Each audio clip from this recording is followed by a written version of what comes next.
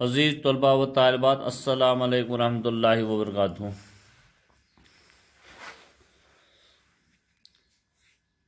پیارے بچوں، آپ جانتے ہیں کہ ہم مرثیہ پڑھ رہے ہیں۔ مرثیہ کی دنیا میں جس نے سب سے زیادہ نام کمایا ہے وہ ہے میر انیس۔ آج ہم میر انیس کے حالات و زندگی اور ان کے ادبی کارنامے پر اور ان کی مرثیہ خوانی پر بات کرنے کی ہم کوشش کریں گے۔ میر انیس، ان کا اصل نام میر بابر علی انیس تخلص تھا۔ آپ میر خلی کے بیٹے اور میر حسن کے پوتے تھے۔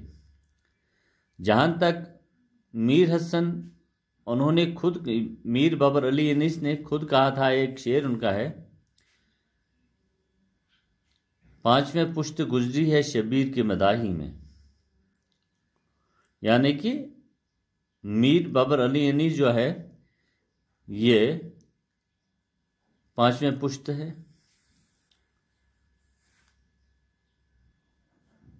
1802 عیسوی میں فیض آباد میں پیدا ہوئے۔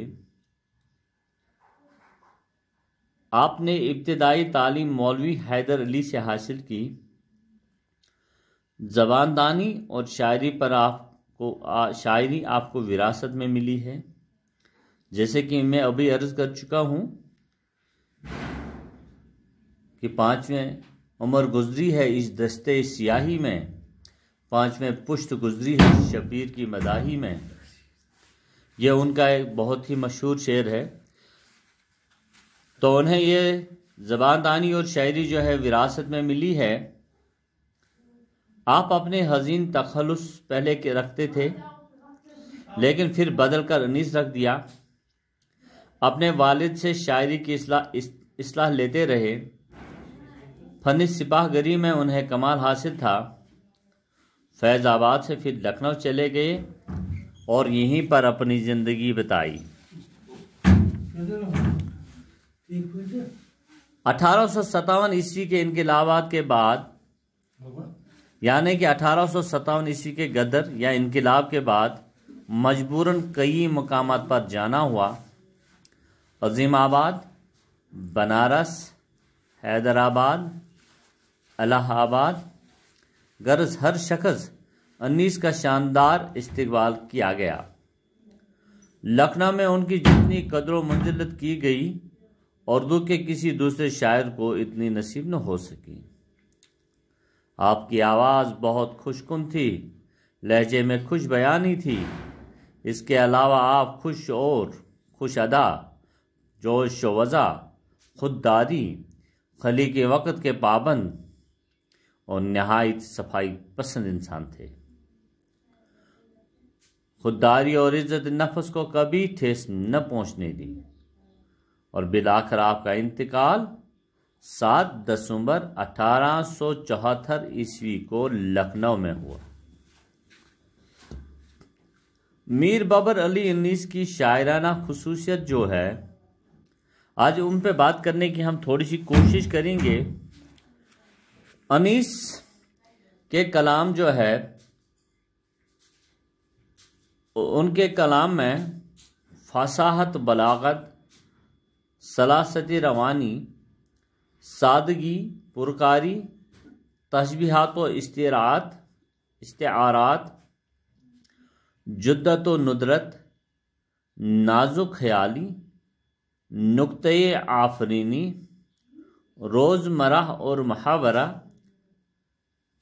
ثنایا بدایہ بدرجہ اتم موجود ہے۔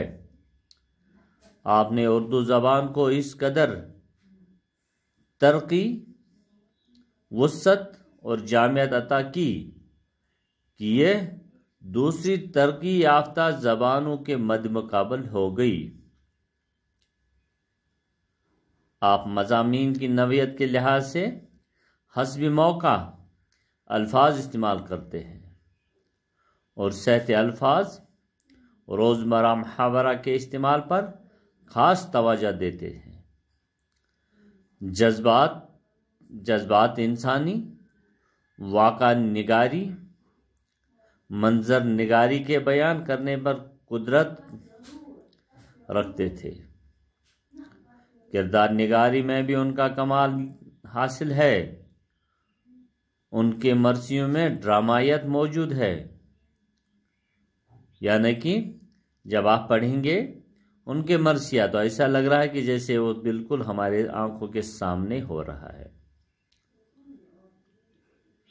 انہوں نے اردو شاعری میں رزمیہ شاعری کی کمی کو پورا کیا۔ رزمیہ شاعری وہ شاعری ہوتی ہے جس میں کسی جنگ کے ہولناک کو بیان کیا جائے۔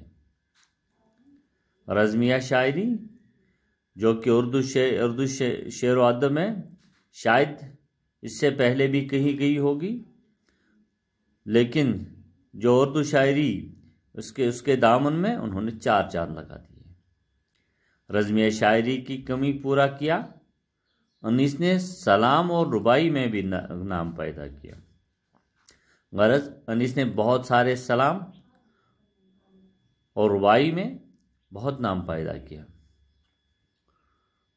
ان کی بہت ساری رباعیاں ہیں جن کا ترجمہ بھی ہو چکا ہے۔ ان کی ایک رباعی، مرمر کے مسافر نے بسایا ہے تجھے، رخ سب سے پھیر کے منہ دکھایا ہے تجھے، کیوں کر نہ لپٹ کے سوؤں تجھ سے اے قبر، میں نے بھی جان دے کر پایا ہے تجھے۔ چنانچہ انیس کی شاعری کی فصاحت و سلاست نے اردو شاعری کی ذخیریت میں بیش بہا اضافہ کیا ہے۔ عزیز طلباء و طالبات، ہمارے نصاب میں جو شامل ہے وہ جنگ کے لیے آون محمد کی رخصت، ان پہ انہوں نے مرثیہ جو لکھے ہیں، ان مرثیوں کا تشریح کرنے کی ہم کوشش کریں گے، لیکن آپ کو پتہ ہی ہے کہ 2G سپیڈ کی ہونے کی وجہ سے آگے ہم نہیں بڑھ سکتے ہیں، اس لیے میں آپ سے رخصت ہونا چاہتا ہوں۔ اگر کہیں کوئی بھی پرابلم ہو یا آپ کے سمجھ سے باہر ہو تو مہربانی کر کے میرے ذاتی نمبر پر مجھ سے رابطہ قائم کریں۔ تب تک کے لیے اللہ حافظ۔